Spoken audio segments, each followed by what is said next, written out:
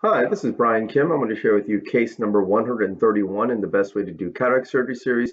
This is a 3+ dense white cataract. I'm going to use Trypan blue, and then you're going to see double chop, cross chop mechanical fracturing techniques and how I'm using mechanical forces to fracture the lens into smaller and smaller pieces, not utilizing ultrasonic energy or vacuum. As a result, risk for complications are reduced, less endothelial cell trauma, and as a result, clearer corneas, which you can see even as early as postoperative day 1. So this is a patient. You can see there's quite a bit of a dense cataract. I'm using the cotton tip to steady the eye, and then using a corneal marker, which will help me to center and size the rexus.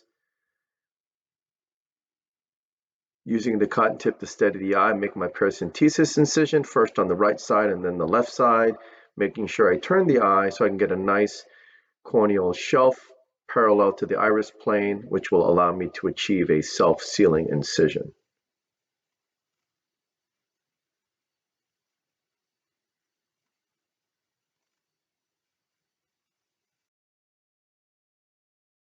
This is some intracameral lidocaine and then some intracameral epinephrine. And this is some intracameral air.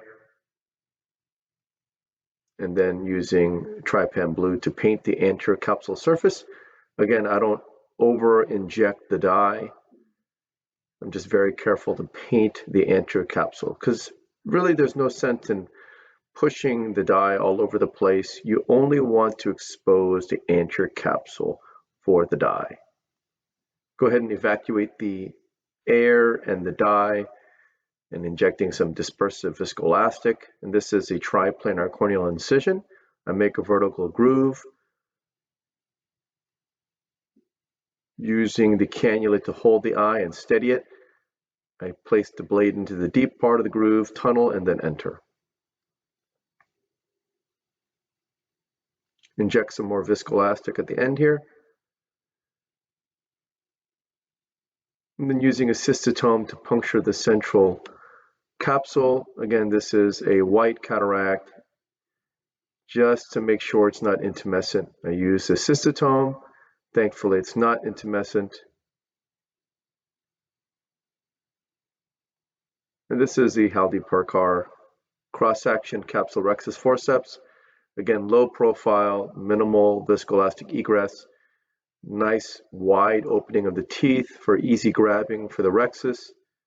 Well controlled, minimal corneal distortion. Just a really nice forcep.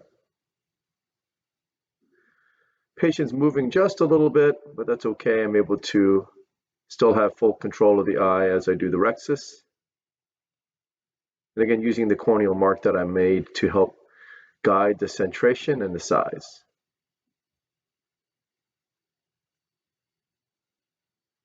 Okay, finish off the rexus, burp some viscoelastic out. And this is the capsular fornix hydrodissection technique. I place the cannula under the rexus edge contra-incisionally, point to tip down, get a nice wave. Can't really see it too well because of the density of the lens. Decompress on the left side, turn the cannula tip down on the right. You can see the lens begins to spin.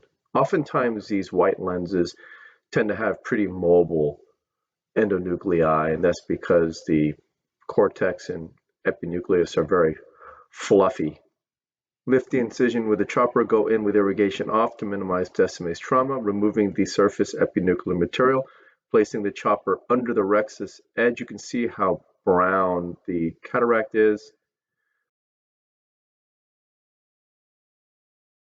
Placing the chopper under the rexus edge contra-incisionally, phaco-tip vertically sub-incisionally, bringing the instruments together, fracturing the lens completely in half. That is a double chop. Placing the chopper around the right heminucleus, pulling it essentially towards the phaco-tip, fracturing that right heminucleus. That is cross chop. Using some vacuum to pull that first quadrant up, which comes out, crushing the lens between the instruments into smaller and smaller pieces, making sure they're free, and then emulsifying the lens pieces. You saw how easily I was able to fracture this lens. It was a really pretty dense lens, but using opposing forces, you can fracture the lens completely in half, again, with pure mechanical forces without the need for ultrasonic energy or vacuum. Placing the chopper around the second quadrant, pulling it centrally toward the finger tip, again in a cross-chop manner, fracturing the lens, lifting that piece up with some vacuum, crushing the lens between the instruments, and then emulsifying the lens pieces.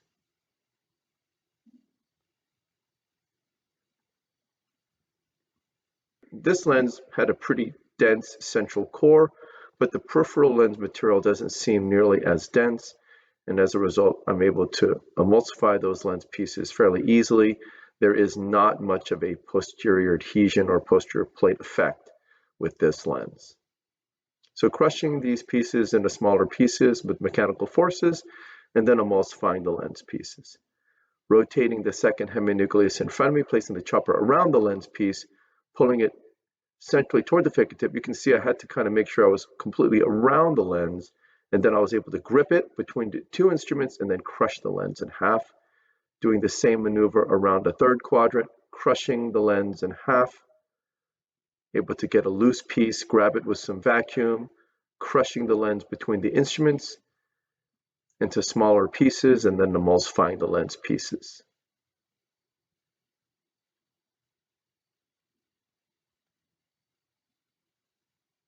Getting around the lens with the instruments, positioning the instruments, crushing it with mechanical forces into smaller and smaller pieces, and then emulsifying the lens piece. By using sparing amounts of ultrasonic energy, I have exquisite control of the eye,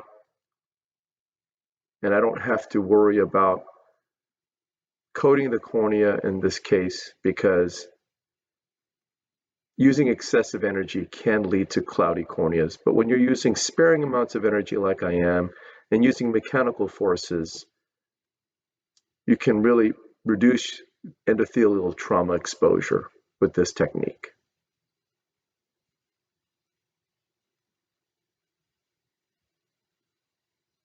Getting around the last piece with the chopper, pulling it centrally toward the finger tip, crushing the lens between the instruments, crushing them into smaller and smaller pieces, using some vacuum to position the lens between the instruments, crushing it into smaller and smaller pieces, and then emulsifying the lens pieces.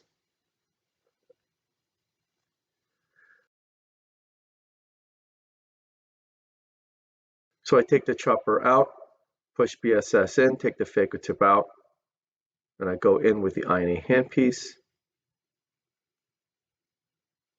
Try to start subincisionally, removing the cortical material.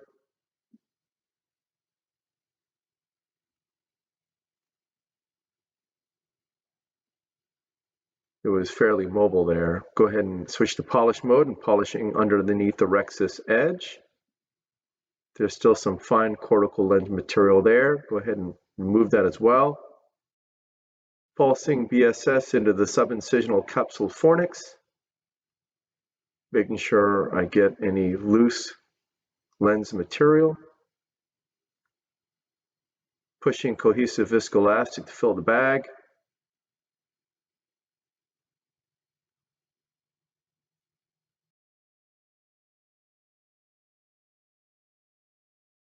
Using the sweeper to polish under the rexus edge. Again, this is my original old style sweeper. You can see it's much smaller paddle. It's not angled quite the way it should be, and plus the anterior surface doesn't have that sharp edge. So again, this is an older video. I'm not using this older sweep any longer for my current cases. Go ahead and widen the incision with the blade. With these dense lenses, I always prefer placing a 3-piece lens in, and that's primarily because when you have much denser lenses, there's more tendency for zonulopathy, whether it's now or in the future. So I like to put a 3-piece lens in for more capsular stability. Turn the bevel to the left, make sure the leading haptic goes into the bag, deliver the optic planar, and then use a Maltzman to deliver the trailing haptic. Place the INA tip in first, activate irrigation once I'm in, go underneath the lens, removing the viscoelastic from within the bag. Push the optic back into the bag. making sure I'm getting all that subincisional cortex out. Switching to polish mode, polishing underneath the rexus edge, removing all the viscoelastic from the anterior chamber, and then I'll hydrate my incision. So again, this is a patient with a 3+ dense lens. It was a white cataract, used Trypan blue. You saw I used double chop, cross chop, mechanical fracturing techniques, very easily being able to fracture the lens completely in half. When I fracture the lens, you can see there's no translational movement. The lens is not being tilted, it's not pushed down. People are wondering if you don't control the lens, it can rotate and spin and do all sorts of bad things, uncontrolled things. And that's just not the case. I have exquisite control of the lens. I'm just positioning the two instruments around the lens piece, fracturing it in horizontal forces, fracturing the lens with the double chop into 2 heminuclei, and then cross chop with the right heminucleus, bisecting it, using mechanical forces to crush the pieces into smaller and smaller pieces, and then emulsifying the lens with pulses of ultrasonic energy and vacuum. And this is why I'm able to limit the amount of ultrasonic energy, and as a result, having much clearer corneas postoperative day 1, reducing the risk for complications, and overall happier patients and better outcomes. So I hope this was helpful to you, and I thank you for your attention.